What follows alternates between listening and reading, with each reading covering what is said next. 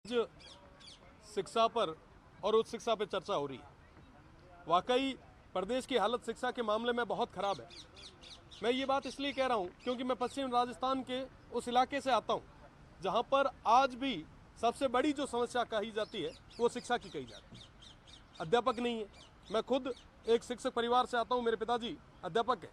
मैं खुद government school में पढ़ा हूँ और जब आज उनकी हालत देखते हैं तो वाकई तरस आता है। आज के समय में लगभग 61% पद जो है वो रिक्त है, जिसमें मुख्य रूप से गैर शैक्षणिक है। आज के समय में वो जो विद्यार्थी है वही कर्मचारी का काम कर रहा है, वही लाइब्रेरियन है, वही प्रयोगशाला में काम कर रहा है, सफाई कर्मी भी वही है। साहब, ऐसे दौर में आप एजुकेशन दे कैसे पाएंगे? और सबसे बड़ी समस्या हमारे आने वाली पीढ़ी को है। एक तरफ हम राइजिंग राजस्थान की बात कर रहे हैं, कह रहे हैं कि साहब हम राइज करेंगे। जब आपके पास स्किल्ड युवा ही नहीं होंगे, पढ़े लिखे लोग ही नहीं होंगे, तो आप कैसे राइज करेंगे? ये बहुत बड़ी समस्या है, क्योंकि ये समस्या जो है ये हमारी नींव है। आज के समय में हम कहते हैं कि साहब भारत सबसे युवा है, युवा देश है। हमारे ये जो बच्चे हैं आने वाले समय में इस देश का, प्रदेश का नाम रोशन करेंगे, और दूसरी तरफ हम उनको पूरी शिक्षा नहीं दे पा रहे। ये वाकई एक गंभीर विषय है। साथ ही साथ जैसलमेर और बाड़मेर की मैं बात करूं तो जैसलमेर में 52% और बाड़मेर में 48% शिक्षकों के पद खाली है। इसी दौर में मैं विधानसभा क्षेत्र शिव से आता हूं जहां पर शिक्षकों की बहुत बड़ी कमी है। नोडियाड़ा, मुड़ाबाव, ये तमाम जो उच्च शिक्षा की और 12वीं स्कूल से ऐसी है जहां पे एक एक अध्यापक लगा है।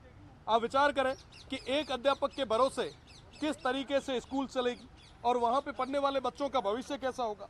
साथ ही साथ पिछले राज में जो स्कूलें कर्मोन्नत हुई उनके अंदर आज भी नए पद सर्जित नहीं किए गए।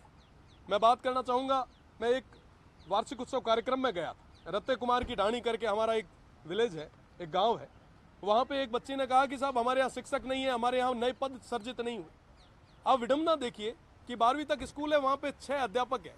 आप कैसे सही गुणवत्ता वाली शिक्षा दे पाएंगे? साथ ही साथ कई सारे जो अध्यापक हैं हमारे, उनकी डीपीसीज नहीं हुई है। वो लंबे समय से इस मांग को कर रहे हैं कि साहब हमारी डीपीसी करवाएं, उन्हें प्रमोट करें, पर आज भी वो हो नहीं पाया है। साथ ही साथ मैं अगर हायर एजुकेशन की बात करूं, हायर एजुकेशन की मैं बात इसलिए विशेषकर करूंगा क्योंकि मैं छात्र संघ अध्यक्ष रहा हूं। वहाँ के युवाओं की, वहाँ के विद्यार्थियों की पीड़ा को नज़दीक से देखा है। आज पूरे राजस्थान में एक भी ऐसी कॉलेज नहीं है, एक भी ऐसी यूनिवर्सिटी नहीं है जहाँ पे प्रॉपर तरीके से क्लासेज लग रही है, ना कहीं पूरे तरीके से फैकल्टी है। और जो रिटायर्ड हो गए लोग, उनको पेंशन भी नहीं मिल रही।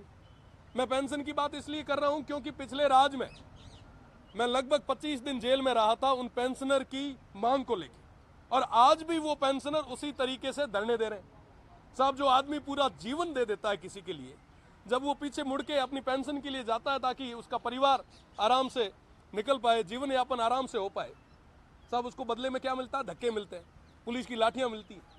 दीक्षांत समारोह में एक बार हम विरोध दर्ज करवाने गए, पिछले राज ने हमें कई दिन तक जेल में रखा, और उसके बाद जब आज वापस यहाँ तक आए, आज सुबह जब मेरी चर्चा चल रही थी तो उन्होंने कहा कि साहब आज भी हमें पेंशन नहीं मिल रही। ये सिर्फ एक जोधपुर विश्वविद्यालय की या पश्चिमी राजस्थान की बात नहीं है, लगभग पूरे राजस्थान भर की यूनिवर्सिटीज और कॉलेजेस की यही हाल है।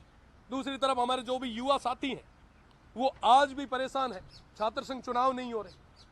तमाम लोगों ने, तमाम हमारे नेताओं ने, तमाम माननीय सदस्यों ने ये बात रखी कि आप छात्र संघ चुनाव कराएं, नए युवाओं को राजनीति में आने के लिए एक रास्ता खोलें। आज भी हमारे शाहपुरा से आने वाले सदस्य ने ये मजबूती से मुद्दा रखा, बात रखी। तो निश्चित रूप से छात्र संघ चुनाव करवाए जाने चाहिए। आप जब तक पूरे तरीके से शिक्षक नहीं लगाएंगे, नई भर्ती करके उनको उस पश्चिमी राजस्थान में नहीं भेजेंगे, तब तक मुझे नहीं लगता कि ये शिक्षा का जो एक स्ट्रक्चर है ये खड़ा हो पाएगा। अगर वाकई आप चाहते हैं कि हमारे आने वाली पीढ़ी मजबूत हो, तो निश्चित रूप से आपको नए संसाधन भी देने होंगे, शिक्षक भी देने होंगे, और साथ ही साथ इस व्यवस्था के लिए आपको मजबूती से काम भी करना है। धन्यवाद।